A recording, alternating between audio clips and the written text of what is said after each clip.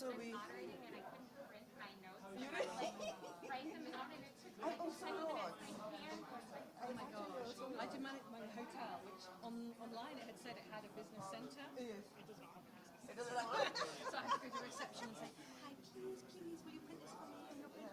I know, I should have done that too, but I like couldn't get through to them. It was No, no.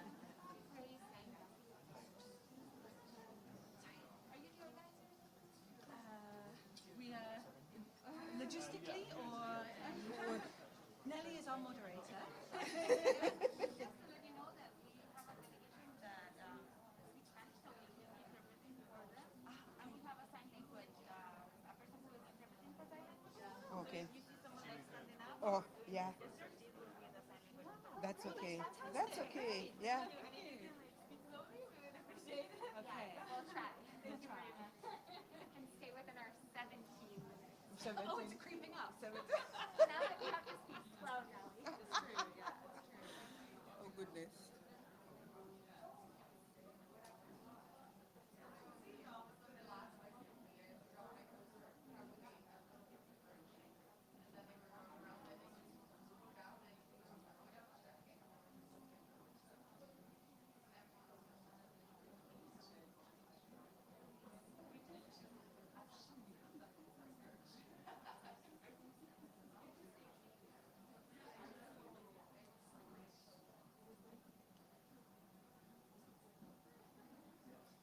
Is that group coming here?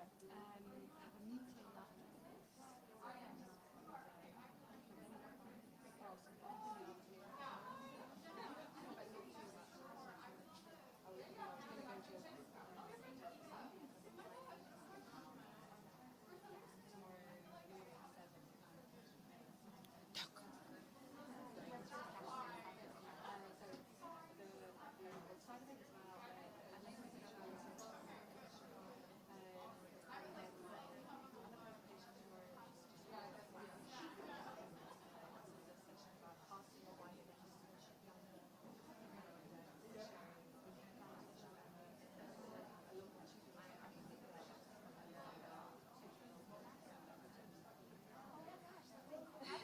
We've followed them for 14 years.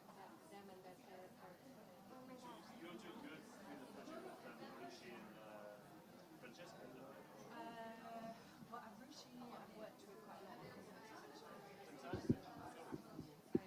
And Plan International were about to sign up to the pleasure principles. Fantastic. Which for us is like so cool. Yeah, yeah, yeah, yeah, You yeah. know, 10 years ago, that was not Plan Yeah, International. yeah, And yeah, the last 4 years or so, we've really stepped it up. yeah, yeah. It'd be great to get your contacts. Yeah. Because I actually got another session after this one, so You guys are. Good morning. Really nice. Hello. I know, it really is. And you leave one for me. I have Claire's. Yeah. So, thanks. So we.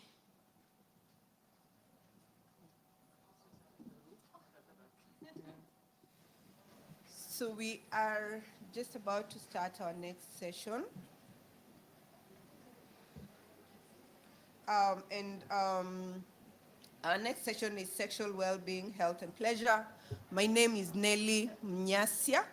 I work for an organization called Reproductive Health Network Kenya, which works to ensure that women and girls can access comprehensive sexual reproductive health information and services.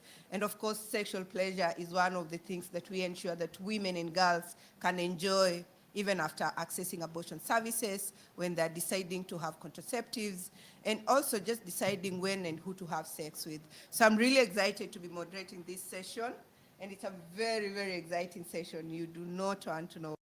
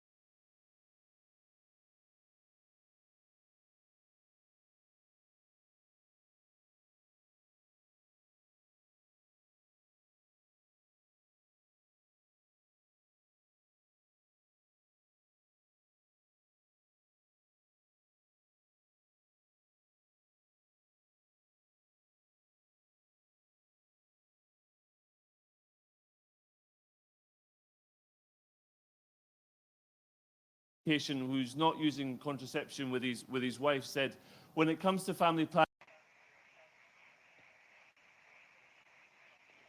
Quand une femme utilise le planning familial, vous pouvez voir que un aspect spécifique de la virilité des hommes, c'était le désir d'avoir plusieurs orgasmes. Et je me suis rendu compte que ce désir était une barrière pour and you see here the second quote here from a rural man saying, so you don't know that your wife has got family planning, you're just surprised that when you want to play, you play fewer rounds. You used to play 3 rounds, but you only manage to do 2. One of the other aspects that quote also brings in is the fact that because of this context, there was quite a lot of clandestine use of contraception by women because often they had no choice. And I can come to talk about that later if that would be of interest. But more broadly, as we think about the construction of the role of a man or the performance of masculinities or indeed the performance of hegemonic masculinities, sexual pleasure and men's performance was a key part of how they constructed themselves as a man and their role. And of course, that had direct impacts on their support for contraceptive use and their willingness to use contraceptives themselves. And specifically, as we think about female methods and Depo-Provera, the injection, which is the main method that women use in Malawi, sexual pleasure, I found in my research, was a key barrier to men's willingness to support the use of that method. Men would complain that the injection would reduce women's libido. In the top quote, this married man whose wife wasn't using contraception saying, women's bodies are contaminated with chemicals. So the way you used to do it in the beginning and how you are doing it now changes because of such injections. Men would worry also that the injection would prevent them from ejaculating, it would impact their sexual performance, and that was reflected also in women's quotes. Said to me, for example, the second quote from a woman saying, when a woman goes for an injection, men say that they can't perform well during sex.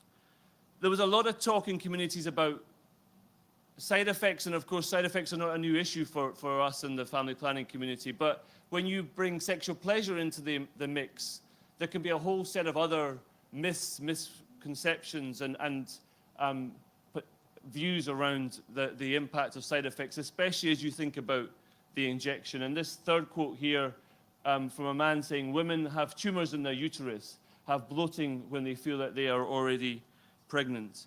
And indeed, men would complain to me that the injection caused them to have side effects. Women having the injection would cause them to have side effects. And that was a further reason as to why they wouldn't support the use of contraception. And we see a woman confirming that in the last quote, saying, men complain that they feel unwell when they have sex with a woman who uses injections. If you stop using the Jackson, which is slang in Malawi for injection, the man gets better. And one of the things that universally was clear to me in my research was that because of these concerns, men would tell me that they would prevent their partners from accessing contraception, they would discourage their partners from using contraception if they were already using it, and women would confirm that in my research. They would say that they would not use contraception or they would discontinue contraception. Malawi is a success story in terms of contraceptive prevalence rate.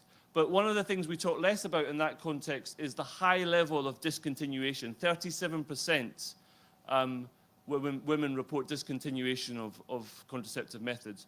We don't measure sexual pleasure or sexual well-being concerns in DHS as part of that. But it's very clear to me from my research that one of the key reasons I think that women discontinue contraceptive use in such high rates, which would also be reflected in the high total fertility rate that the country still has, is sexual pleasure concerns. And I think it's definitely worthy of further reflection and analysis. I also asked men about sexual pleasure and male methods. And I found on the male condom that there was equally concerns about how the male condom would impact on men's sexual pleasure. And given, that both male ejaculation and, kind of an orgasm in itself was kind of a reflection of manhood, men would report. There was a sense, as you can see from this first quote, if I ejaculate in the condom, all the important things have been left in the chisango. And so the condom prevented men there from fulfilling their manhood, they would tell me. There was also linked to the cultural importance of the sharing of the mixing of male fluids. And I found from both men and women there was a preference for skin-to-skin, or plain as they would call it, sex. And that's reflected in this second quote from a man: when we ejaculate inside the woman during sex, you feel good. But when you use that paper, we do not feel anything. Even women do not feel anything.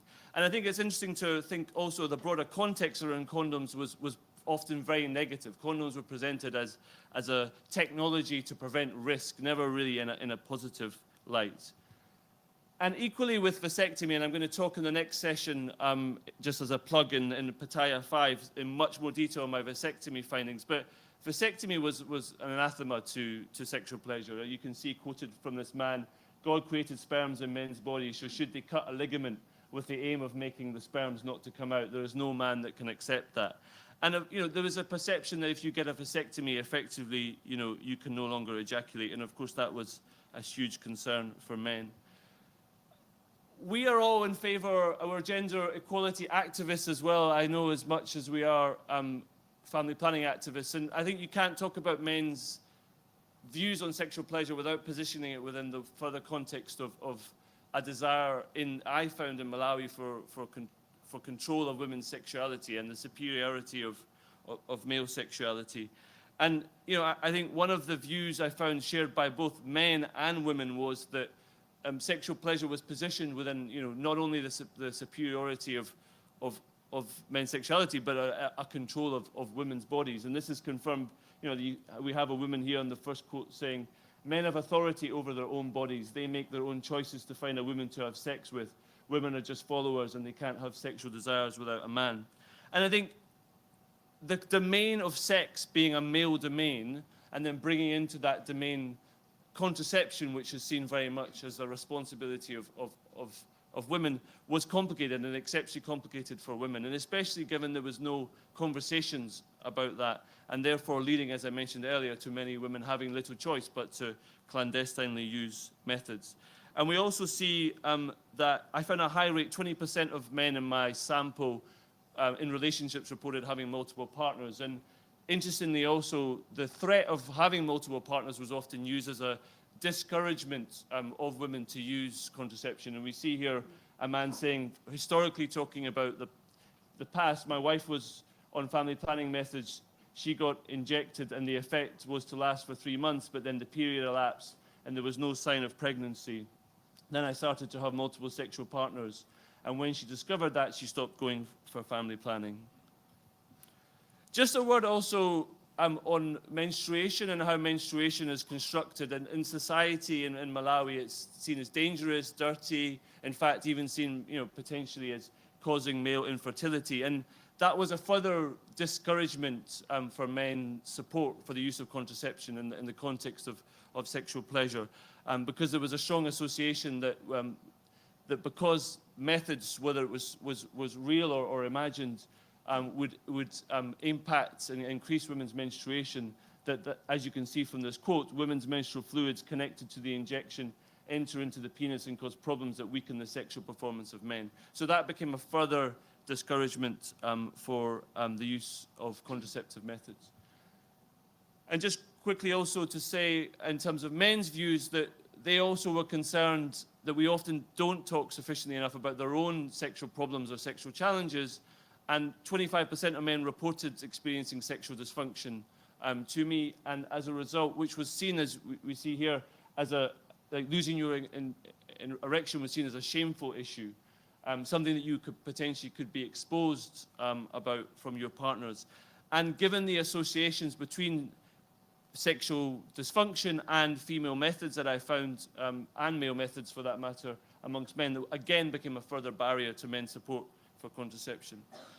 as we talk about this issue, I think it's important not only to think about how sexual pleasure and contraception kind of plays out at an individual and relational level, but also to think about how it plays out at a structural level. And the health system is a gendered institution as much as anything else. And interestingly, in my research, despite the acknowledgement that the health system had around sexual pleasure concerns, health providers would tell me that women would tell them that their husbands are complaining around the impact on their sexual pleasure as a result of contraception. The health system was generally quite dismissive of this issue. As you see in the first quote from a provider, an objection from men to family planning is the loss of libido, but it's not true. It's in their imagination. And there was one moment when I disseminated my results to communities where there was actually an argument that broke out between men and women and providers who around do methods impact on sexual pleasure. And I think it highlighted to me the fact that we're not having these conversations, and that given in the absence of any positive discourse, there was really a kind of a gulf between the health system and individuals around sexual pleasure. Part of this reality also is that when we think about contraception and family planning, that the health system itself is orientated primarily to women and children. And I think, as I said, that means that contraception, as conceived by the health system, is primarily women's sole responsibility, and that becomes a challenge for men. And we see, for women and of course for men's involvement. And we see here the second quote, we have some male involvement issues at the clinic. We ask ourselves, why are men not coming? It's a big problem. And then lastly, as noted, there was little focus on this issue within policies and programs in Malawi. And that was reflected and confirmed by the Ministry of Health and others. For example, this final quote, the Malawian government has focused on the reproductive health system to only focusing on women and children and leaving men out. And of course, if you leave men out, then you don't talk about sex, because family planning then becomes only about families, a safe issue as opposed to anything to do with sex or sexual pleasure as part of that. So in conclusion, what does all of this mean? I think there was an absence of any narrative that would speak about sexual pleasure in any kind of positive way. And of course, in the absence of that, then negative opinions and views can spread. And sexual pleasure concerns, I found, were a key barrier to consistent contraceptive use, and others have found that in other regions of Africa. Male gender norms and emasculation were a critical part of men's objections, and I think it's really important as we think about this topic to look at male gender norms and emasculation. A greater focus on men, masculinities and sexual pleasure is needed in the context of family planning programs and policies. I think we need to work with the health system to focus more on sexual pleasure, to conceptualize family planning and contraception as also about sex, not just about families, and to address those power dynamics. One of the things I found as a solution that the health system would often provide is that the solutions would often reinforce power dynamics and women's inequality. Their solutions were often to reinforce men's control over women's sexuality. And we know that sex-positive approaches can be an entry point to equality between men and women.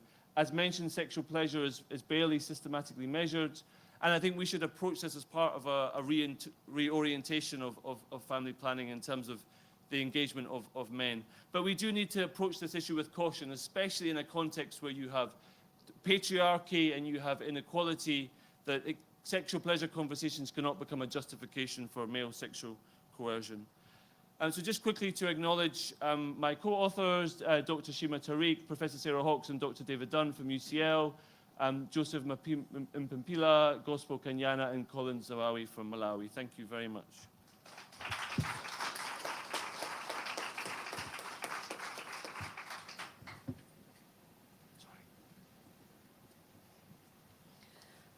Thank you so much, Dr. Shan, for that. Our next presenter is Dr. Claire Rothschild. She works for PSI. She is an epidemiologist and senior research advisor for sexual and reproductive health at Population Service International. Dr. Watt's research focuses on contraceptive dynamics and people's experiences of contraceptive use, including side effects and methods of dissatisfaction.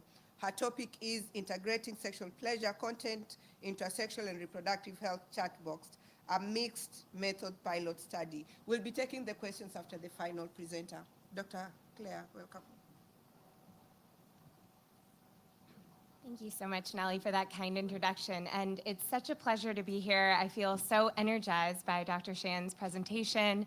So really excited to be in a community of pro-pleasure advocates. So happy to speak today on behalf of myself and colleagues on a pilot development and implementation of a chatbot in Kenya, which incorporated what we're calling traditional SRH content on STIs and contraceptive information with sexual pleasure. So pleasure to be here. So I'd like to first provide a little bit of context, and Dr. Shand has done this very well as well. Just to say that advocates globally are increasingly calling for the recognition of sexual pleasure as a component of sexual health and well-being as a fundamental human right. So here, this is an excerpt from the Declaration on Sexual Pleasure, which includes language such as saying that the possibility of pleasurable sex should be an opportunity for everyone and that it's critical for overall health and well-being. This declaration also calls for the increased incorporation of sexual pleasure into SRH programming, and that's what I'll speak a little bit more to today. What has been called the pleasure deficit or the pleasure blind spot has long also been recognized by researchers such as Jenny Higgins, who have pointed out that our failure or inability to consider sexual pleasure and sex as a main driver of sexual behaviors has really led to a lack of nuanced understanding on contraceptive dynamics, including these pesky issues that we continue to fail to get our hands around, like inconsistent method use or understandings of side effects and lived experiences. I'd also like to point out that our typical model is a disease-based model that emphasizes the risks of sex without recognizing the drivers of pleasure as a component of sex. So I'd just like to state that there's a lot of really exciting research, including by my co-panelists in this field, that's talked about how we can advance sexual pleasure in our field. And I'd like to just make a plug for a presentation that will be given tomorrow, where the WHO and partners have conducted a systematic review and meta-analysis on the effectiveness of incorporating sexual pleasure into SRH programming. They will do a much better job explaining the results of that study, but my read is that there's relatively little published evidence in this field, that much of it is really focused on erotization of male condoms, which is certainly an important intervention, but is not the full scope of the type of programming that we can do in sexual pleasure. So with that context, I'll present our development of a chatbot, our pleasure bot, which was deployed under the name NANA in Kenya, and the exploratory pilot study that we did to look at acceptability of the bot in Kenya.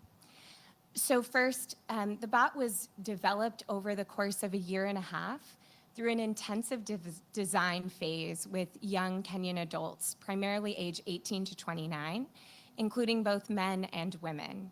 And the idea of this design phase was to understand all aspects of the bot, including, first, what topics of sexual pleasure are most valued, interesting, and relevant to Kenyan young adults. And you can see that those really informed our menu of options for the chatbot, which is at the bottom middle, which included things like orgasms, genital health, masturbation, but most importantly, and hence its ranking as number one, how to have good sex, sex tips. That was the number one thing that in our design phase was identified as being of value.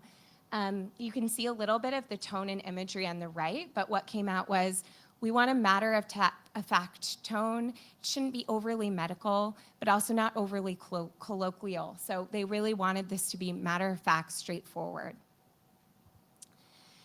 So to speak about our study, we deployed the bot and we generated content through, we generated demand for the bot or drove people to the bot through social media platforms. So there were campaigns on platforms like Facebook, Instagram, Twitter that led Kenyan youth to the bot. And then once in the bot, They were able to select pleasure content, also look at traditional SRH content. So we had information on contraceptive methods, side effects using PSI's counseling for choice algorithm, and also STI information. If individuals were interested in obtaining health products or services at a brick and mortar facility, we partnered with a chain of youth-friendly health facilities in Kenya, which individuals using the bot could locate through a geolocator and could also receive an e-referral if they wanted to. All those services were available to anyone who came to those facilities. So in this study, we wanted to assess acceptability, and we also wanted to generate hypotheses about potential changes, both perceived and measured before and after, in terms of attitudes and behaviors around pleasure and other SRH topics. So to speak a little bit more to our evaluation, we used a mixed methods design. We recruited individuals directly within the bot. So this was really focused on users of the chatbot. When they entered the bot after going through the standard terms and conditions, they received an embedded pop-up, which asked if they might be willing to see whether they wanted to participate in a study. That then led to an integrated web form that had eligibility screening consent and a baseline survey on attitudes and practices in SRH. After 2 weeks, they received a follow-up via WhatsApp that provided them a link to an online survey, which included those baseline questions as well as perceptions of bot usage. And then out of our baseline sample, we purposefully sampled by gender and age individuals to participate in an in-depth interview by phone. So to speak a little bit more to our methods briefly, we conducted descriptive summaries of baseline data. Our primary analyses were paired pre-post analyses at that first moment of chatbot usage to 2 weeks after chatbot use. And we did use a complete case analysis for this, but assessed selective attrition by comparing baseline respondents to those who completed online to those who didn't. For our qualitative data, we translated into English for those that weren't originally conducted in English and used a hybrid thematic coding approach.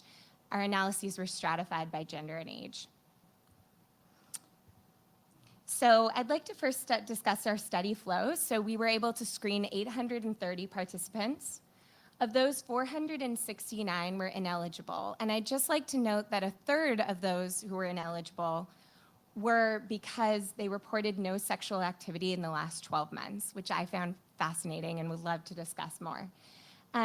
We, in total, had 301 eligible and enrolled in the study. Of those, just 38% completed online. And then we conducted, of our baseline 301, we sampled and conducted phone interviews with 42. So some descriptive statistics from our baseline sample. So I'd like to focus first on the right. In orange, you see the percentage of participants who reported being unmarried, but having a boyfriend, girlfriend, or other partner. And that was the vast majority of our sample. We did see slight differences when you look at male versus female, with more unmarried single men participating in the study. At left, I'd first like to note that all questions in our online surveys were optional. So you could complete the survey without responding to any questions. We also included a prefer not to respond response as well. And what you can see is in pink, 20% of those on our self-reported gender preferred not to respond, despite having an other gender category, which no one responded to. So we don't know whether this is, an error, an artifact of the self-reported nature of the survey, but we did see quite a lot of people unwilling to report gender in this survey, which is interesting.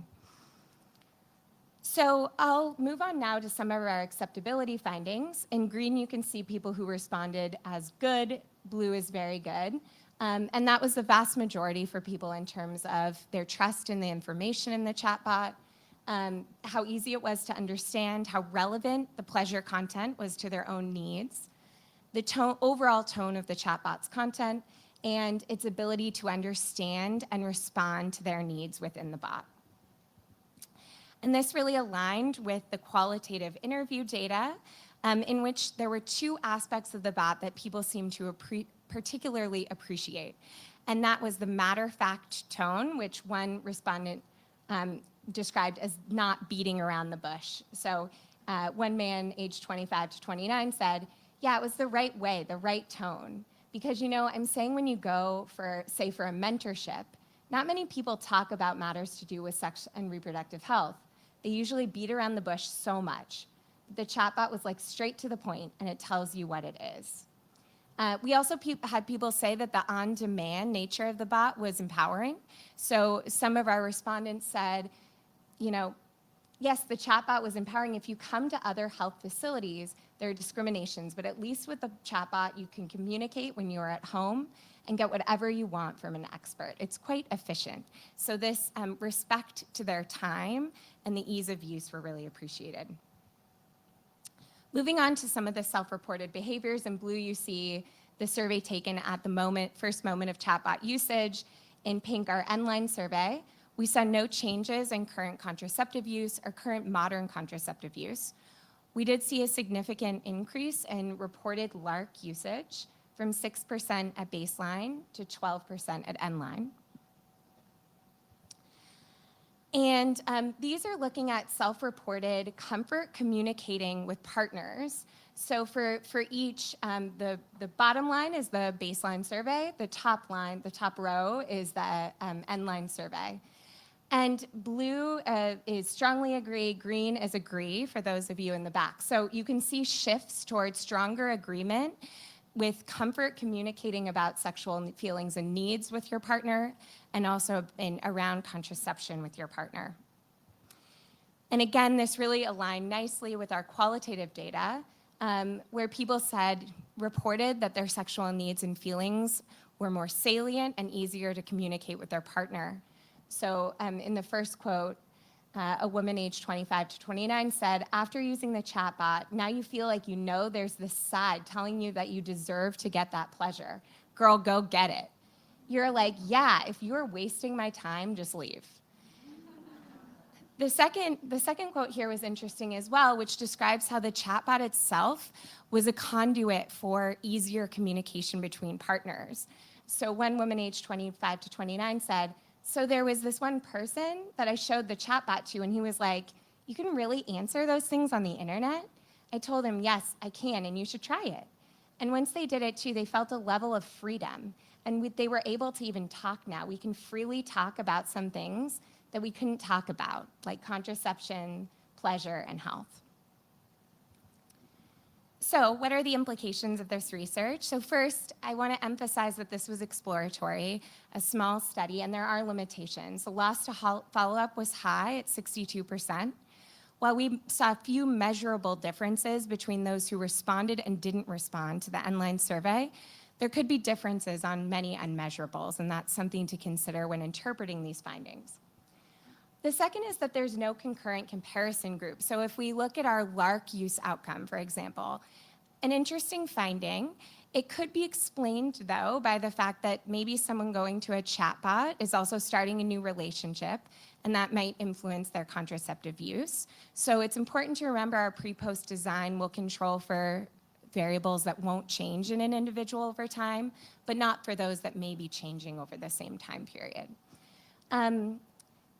I think, you know, that this also raises a number of really interesting hypotheses for a future effectiveness study of similar work. So one is that I think that the chatbot, at least particularly from our qualitative data, emphasize this pathway for stronger couple communication. Are people able to talk about sex and with their partners, and does that lead to better sex and health and well-being? Does it lead to some of these other traditional contraceptive behaviors? So I think that's a really interesting question. One thing I will note is that we assessed a chatbot that included sexual pleasure, but not one that didn't. So it's really important to understand what the additional benefit is, if any, of sexual pleasure content layered into this intervention. Finally, I'd just say that many interesting research questions remain.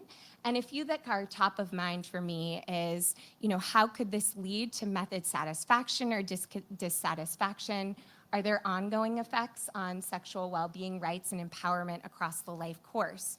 So one thing that I mentioned in our study flow is that we did have many individuals who were screened and ineligible to participate because they'd not been recently sexually active. So I think it raises really interesting questions. Could a chatbot where you can get tips about being a good lover be a nice way to engage individuals before their sexual debut and give them information about STI prevention and contraception at that point that they can use throughout the life course? That'll be difficult to measure in a short-term study, but is something that I think we could consider. And finally, I think that two other things I wanted to mention. One, what is success? What is meaningful engagement with a chatbot? We know it's not always going to be contraceptive uptake or use of contraceptive products and services. So thinking about agreed upon standard approaches that are nuanced and sensitive to the type of information and engagement we want to come out of these tools is really important. And finally, I should note that this is in all settings, sadly, globally, people interacting with a chatbot may have a history of sexual trauma or abuse. And so understanding how we can support that side, the flip side of pleasure, and make sure that we are providing adequate support for survivors of gender-based violence is really critical. So I'd just like to thank our study participants, my co-authors, including the lead author on this work, Julius Njogu, who couldn't be here today, and support from FCDO for this. So thank you.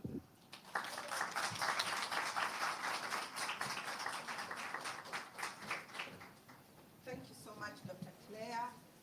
Our next presenter is Miss Jessie Freeman.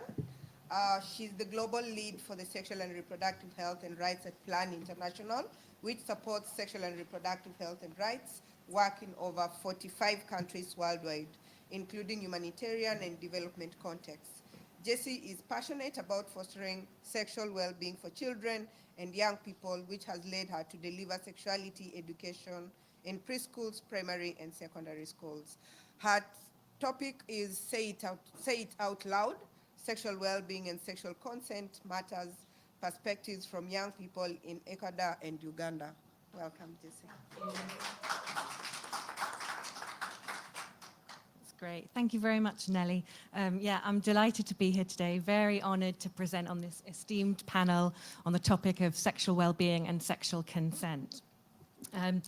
Today, we're going to share our research that was conducted in partnership with the Karolinska Institute, Rutgers, and Ghent University. We want everyone here to say it out loud: sexual well-being matters. We feel strongly that too many sexual and reproductive health and rights programs for young people still take a sexual risk perspective that emphasizes the negative consequences of sexual activity, such as unintended pregnancy, HIV, and sexual violence. Doing so reinforces the stigma around sexual pleasure. It gives people an unrealistic view of what sexual well-being is or could be, and it can disconnect people from how they think and feel about sex, and it influences the ability to consent to sexual activities.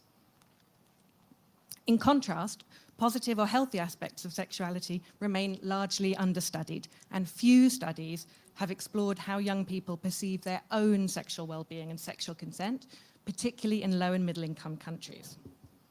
So I work for Plan International, which is a multi-sectoral organization that advances children's rights and equality for girls. We work in over 75 countries, and this year we launched our new global strategy, which emphasizes our commitment to a world where all girls know and exercise their rights and live the life they choose in all circumstances. Increasingly in Plan, we're scaling up our gender transformative approaches and humanitarian action.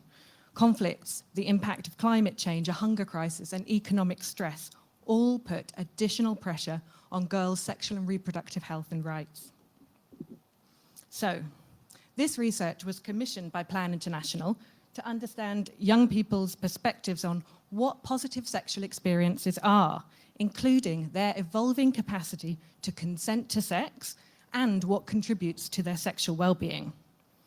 A better understanding of these processes can be used to inform SRHR programming. In particular, programs that aim to promote skills to negotiate the use of contraception, and sexuality education programs that want to improve understanding of, expression of, and respect of sexual consent.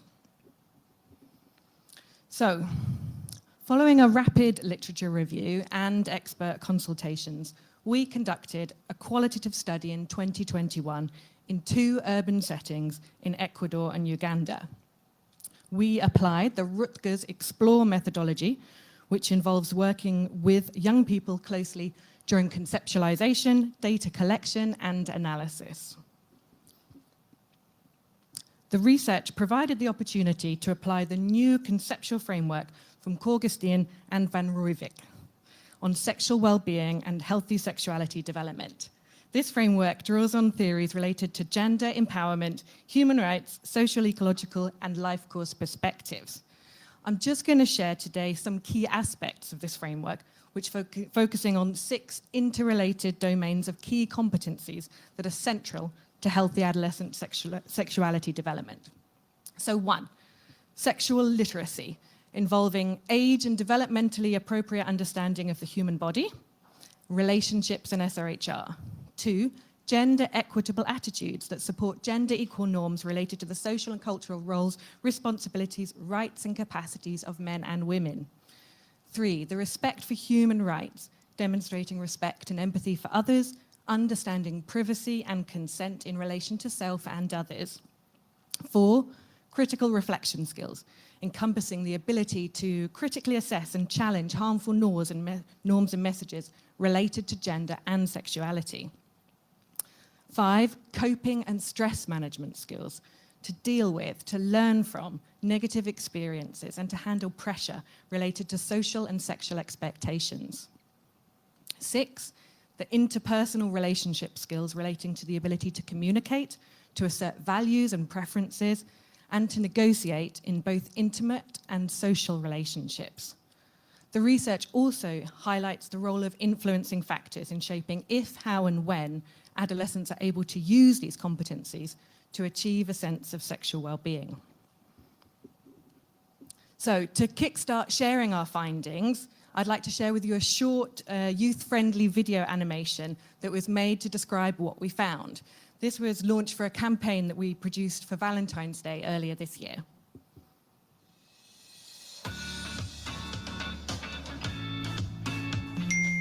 You've been so excited about this workshop all week. How was it? All right, let me start with this story John told us. He felt that all his friends were having sex, but he did not feel ready yet. The trainer shared that boys can take their time too. She said we may feel peer pressure, but we can decide when we want to do it.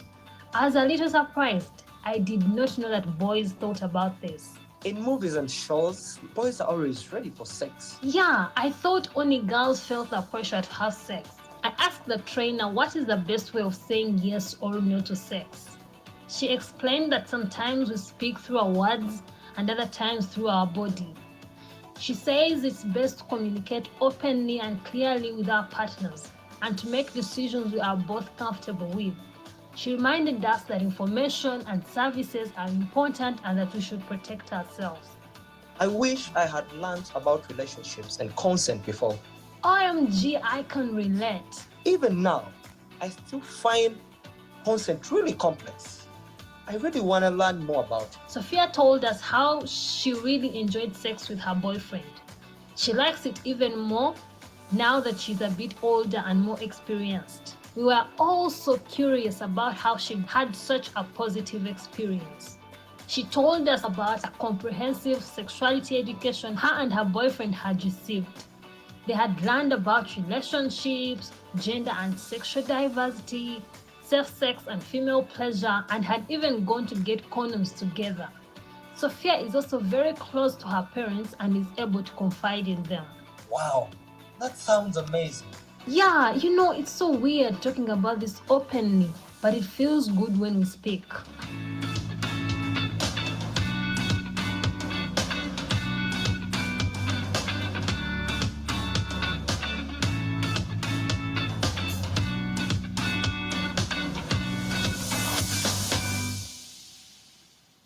That's great.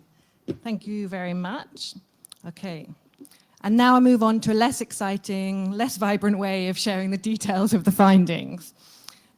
So, how did young people understand consent and well-being?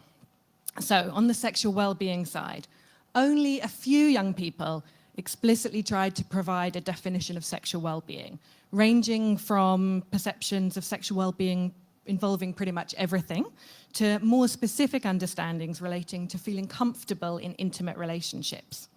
Young people did not necessarily distinguish between what they considered to be sexual well-being and what they thought contributed to experiencing sexual well-being. So having a good relationship was part of sexual well-being and also shaped sexual well-being. Personal aspects of sexual well-being found included body satisfaction and comfort, self-esteem and self-love, and comfort with one's emerging sexuality. For example, young people illustrated taking measures to enhance their attractiveness, such as watching their diets or taking care of their personal hygiene. For relational sexual well-being, that included physical aspects, such as having safe encounters, feelings of attraction and pleasure, and for emotional aspects, they talked about having love, happiness, feeling supported by their partner, feeling respect, trust, and faithfulness. Interestingly, in Uganda, many young people mentioned the economic aspects of sexual well-being. So for boys, having money was considered essential for having sex. For girls, access to more economic resources means they will more frequently not consent to having sex. So on the one hand, this economic aspect can contribute to sexual well-being through its function of a symbol of worth and an expression of love.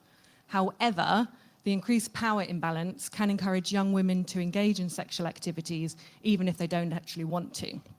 Or young men reported it sometimes it made them feel used.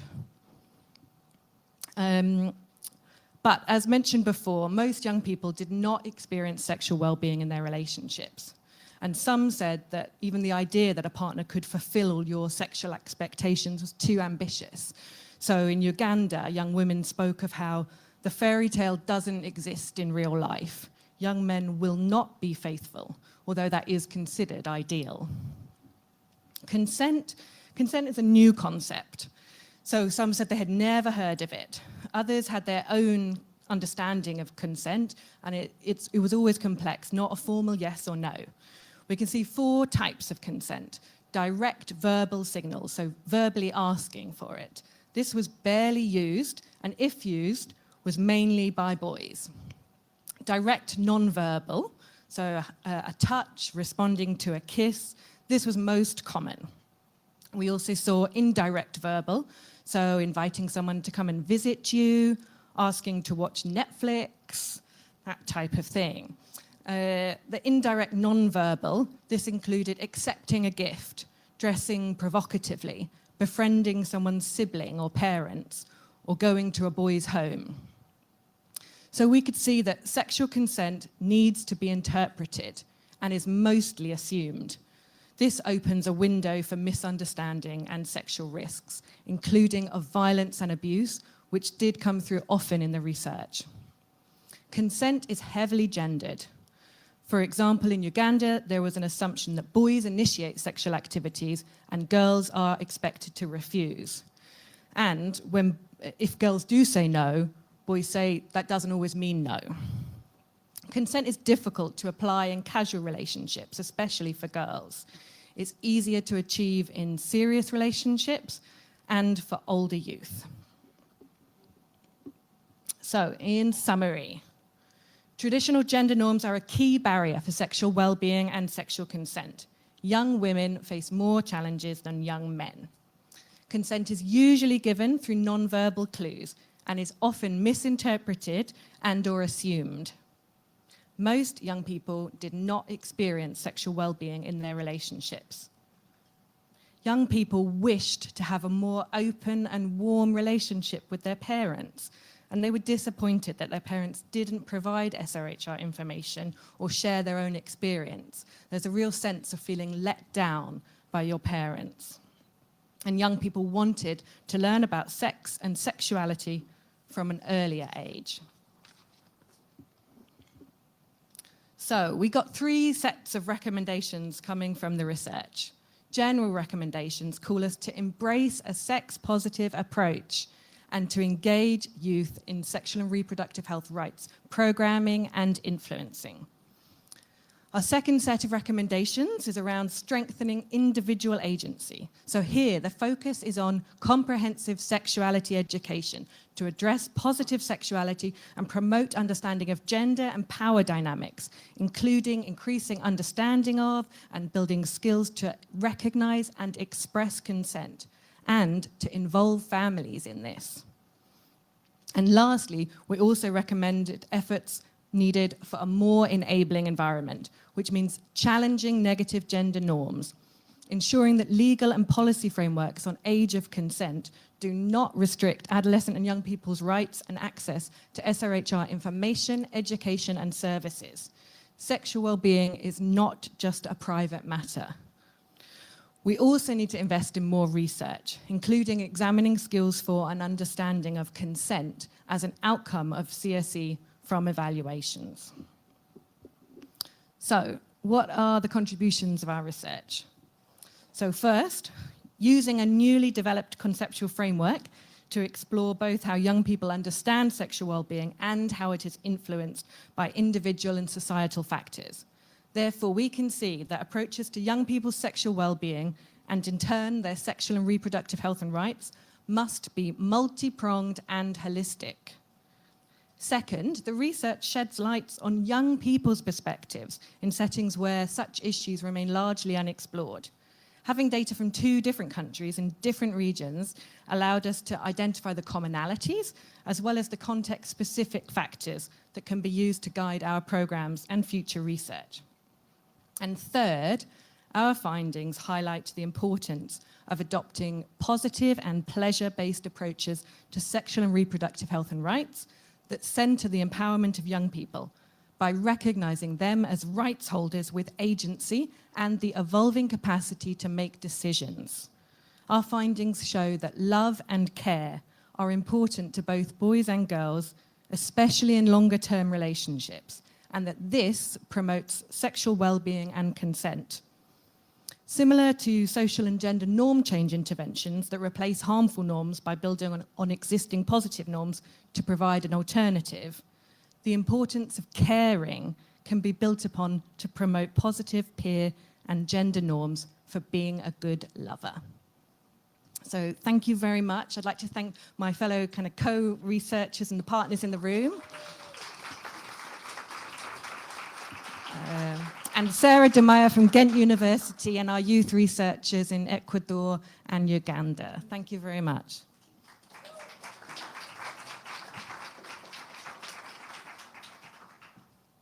Thank you so much, Jessie. Importantly, you've told us about consent, you've told us about love and care that improves sexuality. So we'll be taking questions, and kindly as you ask your question, let us know who it is directed to, either Dr. Claire, Jessie, or Dr. Tim. Any questions for our panelists? For our presenters, rather? Yes. Do we have mics?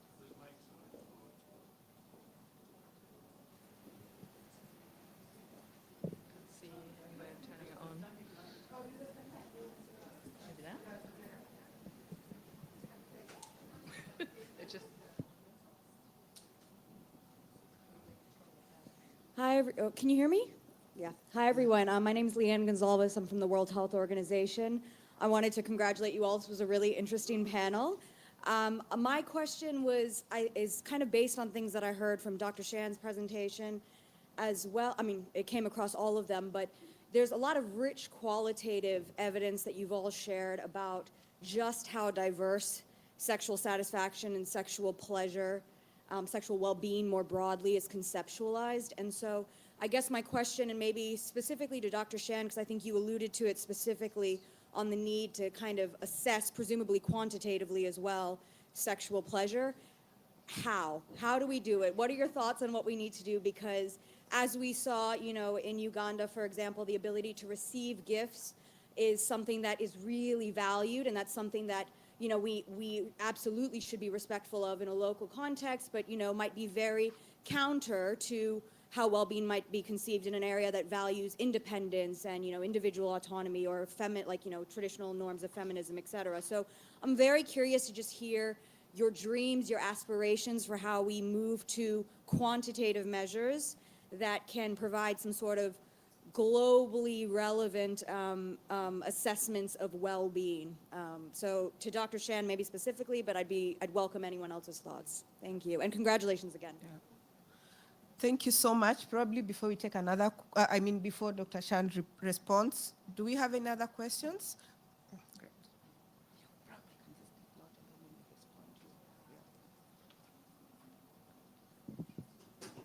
Thank you very much. So maybe it is Amla Mesa from Haramaya University of Ethiopia. Maybe the sexual pressure it is important topic that it came to the research agenda, the sexual pressure and the satisfaction.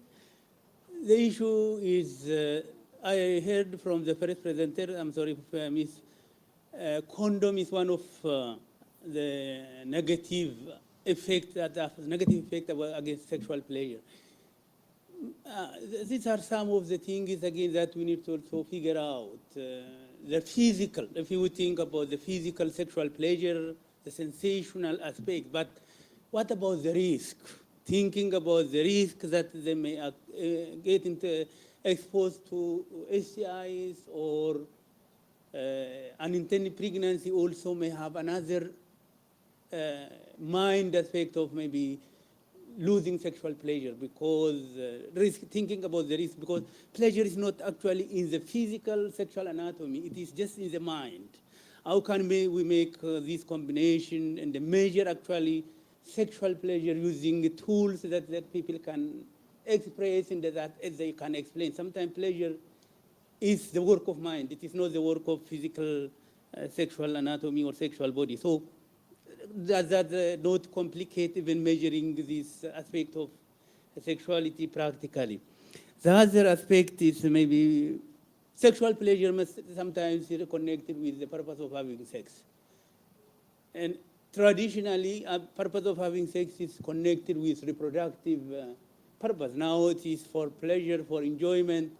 So when we talk this again openly about sexual pleasure and the sexuality issues again, there is a sexual conservatism again from religious organizations and others who are actually opposing even the comprehensive sexuality education in most of the societies, in most of the cultures and contexts. So talking this openly again may not add up maybe this conservatism and movement against talking even sex openly. So these are some of, so sexual pleasure may not be as such what we can, I don't know, so we don't have yet standardized tool of measuring it anyways, but this is an indirect measurement that you can also see from other aspects, whether the sex itself is a consensual or whether it is a forced and whether it is happened within acceptable consent. So this component of the sexual pleasure issue, if we really make it operational, and hopefully we may not have globally standard measurement because it is context specific in most of the setting, and that is what I wanted to all the presenters actually to comment about. Thank you. Thank you so much. We will have one of them or two of them respond to opposition to comprehensive sexuality education. I know it's something that we are witnessing globally. We will take two more questions and kindly make them very short because we only have 15 minutes. Thank you very much. My name is Wilson. I work with Oxfam in Uganda. My question goes to the first presenter. I'm glad for the different men that you were able to interview about their feelings and expressions. I would like to know from you, from those particular men that you were able to interview, were there any religious leaders and cultural leaders to just find out if their perceptions and feelings were different from what others were saying. And my second question is, were you able to find ways of how these people are coping up with their different expressions and feelings from what they were telling you? For example, are they finding anywhere to seek for support on how those experiences and expressions can be addressed? It would be interesting to know that bit. Thank you very much. Thank you so much. One last question, please. Yes. Hello, this is too high for me. Okay, can you hear me? Yes? Okay. Hi, I'm Vinitha. I'm from the YP Foundation, and we are a youth-led organization working on the SRHR of adolescents and young people in India.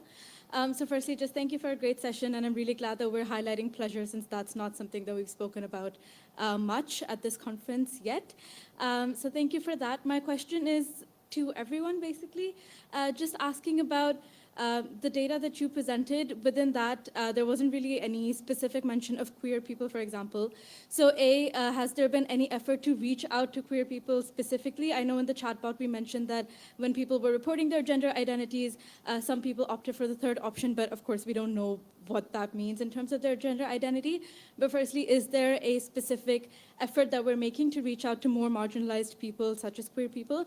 And secondly, even in terms of the content that we are creating, for example, again, through the chatbot, when we are talking about sexual pleasure, are we talking specifically about queer pleasure? And are we recognizing that that may look different from the kinds of pleasure that we recognize overall? Because I know that in the chatbot presentation, it mentioned female masturbation, male masturbation.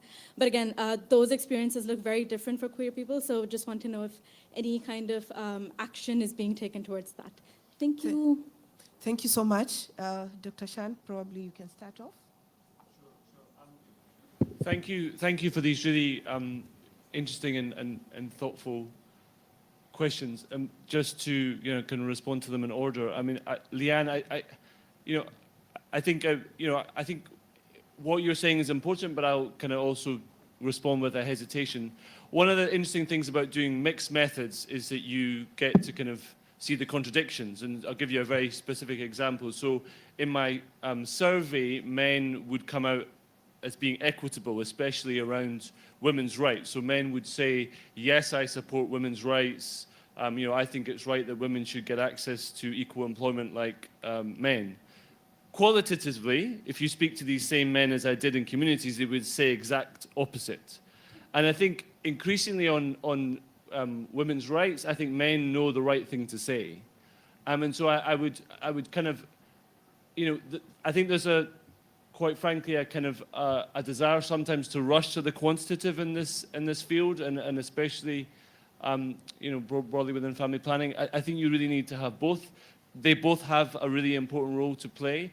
I think what we could do is, and it would be great to have WHO's kind of support and leadership on this, is to qualitatively to explore in relation to a range of different methods, further understandings that could then shape a quantitative survey. And of course, we do want to move towards greater standards and understanding. I think one thing that's coming across throughout the panel is the variations in interpretations. But I think culture and context is so important. As much as an international study can tell us something, that even the concept of mixing fluids, for example, men and women's desire to mix male fluids, it was a very culturally specific thing to Malawi, I found, and it may be to other contexts. So I think we just need to approach these things with caution.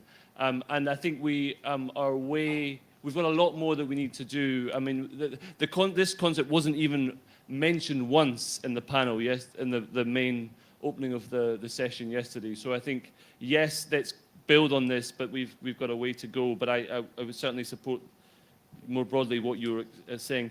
Lathena, just to say, firstly, sexual pleasure is not just in the mind, it is also physical. You can say that from myself. But I mean, men would very specifically say to me that sexual pleasure is as much of as a physical thing as a mental thing. And I think risk is a really interesting thing to talk about, because actually the risk in the communities that I interviewed was because there wasn't conversations around sexual pleasure with condoms, because condoms were seen to be, especially the cheap condoms that were available from the government, were seen to be not particularly pleasurable, that actually the greater risk was that men wanted to have unprotected sex, and as did women, which of course increases the risk of STIs and HIV. And the men's conception of risks around pregnancy wasn't even featuring. I mean, they mainly thought, because we've done a really bad job at, I think, internationally promoting condoms as a dual method, men would say, well, condoms are primarily around HIV and STI prevention. So I think we do need a much more nuanced conversation around risk and people's interpretations of risk. Men would say things to me like, I know that, you know, I might infect my partner with HIV, but I really want to have unprotected sex. You know, they were willing to take that risk. People have different, and there's a whole body of research on risk that I won't go into, but I think it's really interesting to explore. And, you know, I think, you know, I'll leave kind of the other questions around opposition to CSE to others. I'm sure they will have things to say. Wisamela, the colleague from Uganda, if I got your name correctly, I did speak to cultural and religious leaders. I think there is, as many people in those societies will tell you, there's a difference between what these men in particular, who are, you know, primarily religious leaders, often preach and what the practice amongst their congregations, for example, or what they would say to me privately. And of course, the church in Malawi is a very Christian country. Thanks to colonialism, I'm originally from Scotland. Scotland had a very key role in bringing Christianity to Malawi. The institution of religion was very negative to women using contraception, but if you spoke to women in the congregation, they'll say, of course, I know the minister says that, but we use contraception anyway. But it doesn't help, of course, and we do need to engage religious leaders. We have to have this conversation. I think contexts like that are a long way from religious leaders promoting sexual pleasure, but certainly I think religious leaders are not, they're aware of the contradictions, and of course they operate within that religious context, but they certainly engaged with me, and they were supportive of my research. And I think you pointed to something really interesting, which is actually there wasn't really anywhere for men in terms of the specific men that I was talking to, and the same applies for women, to go for the sexual pleasure concern. So men would say to me things like, I can't take this issue to a health system, they'll just laugh at me.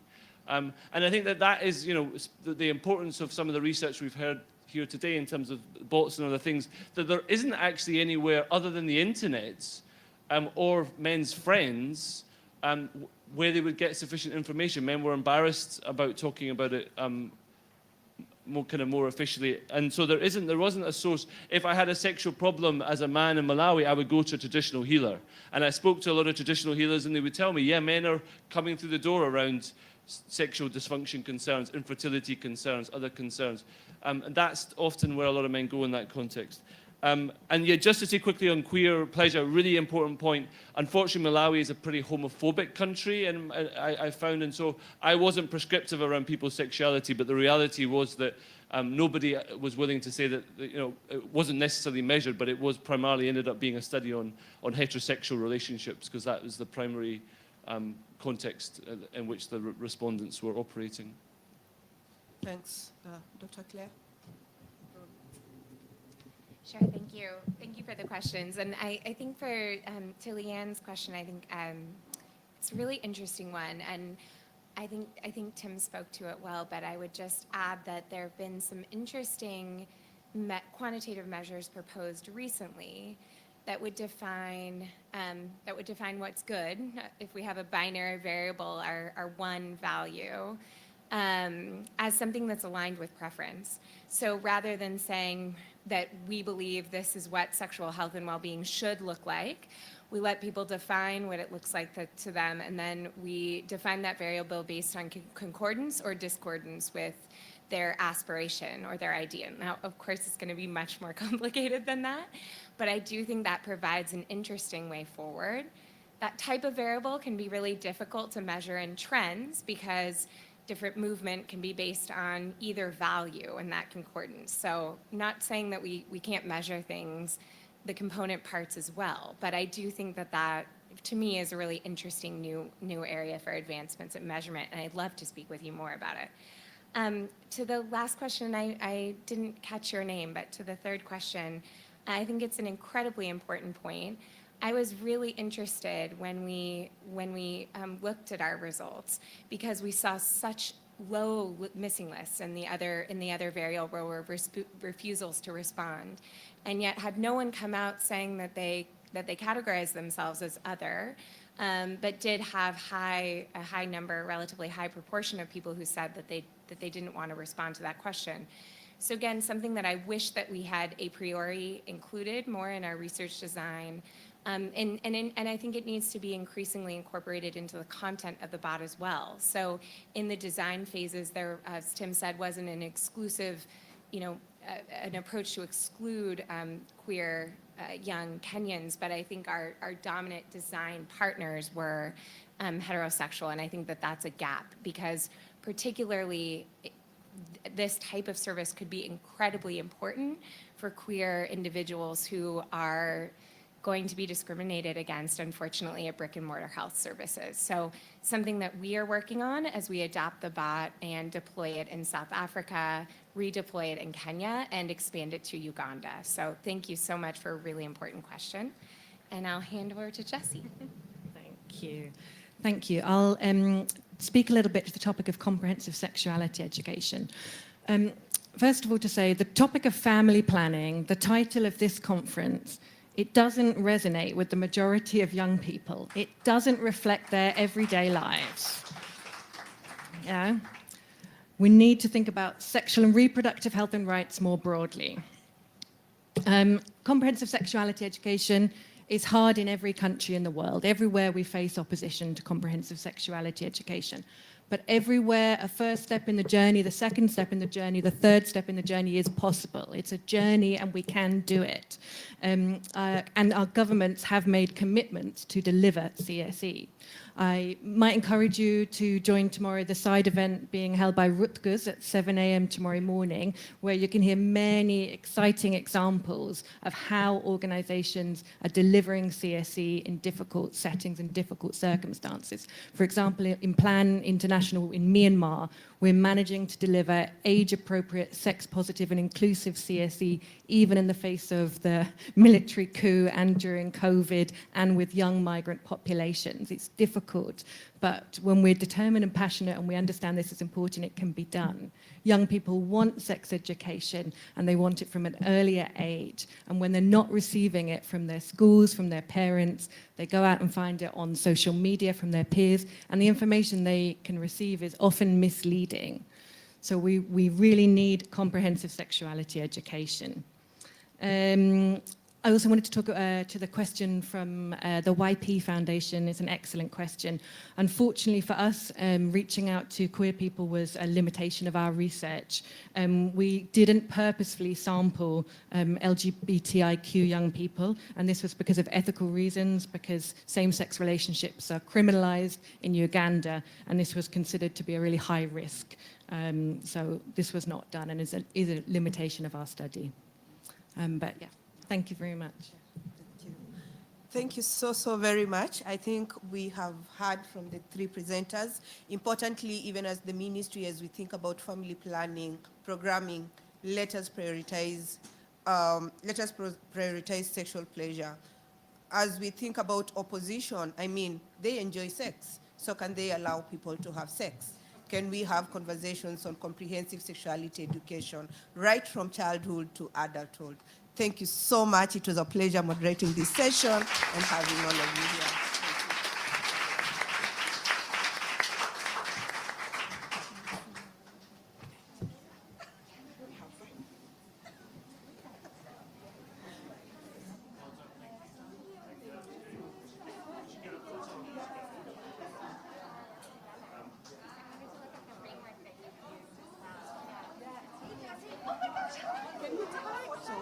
Well done. Well done. Well done. I got you, Laura. Would you take a photo? You can take a photo. Sorry. Yeah, thank you. Yeah, you. Oh, I'll take my mask off. You guys were great. You too.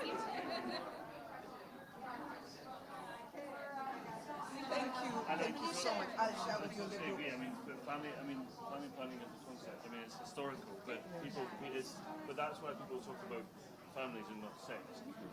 Because it's in the title. But I mean, it goes back to demographers in the US. Yeah. And, I mean, I think we need to normalize these conversations. They are very important. Yeah. Thank you. thought it was so fascinating what you said about, I mean, first of all, just this interpretation of side effects as how they affect men versus women. I mean, and I didn't put some of the worst quotes. I mean, But that whole thing about like someone with an injection, like it comes into my body, and I just thought that was yeah. I'd love to chat to you because I'd love to. I mean, about the. I mean, I think the question about WHO is a really interesting one, and I think because I think we do need more standardization, but it's really tricky as well. These things. I mean, you think about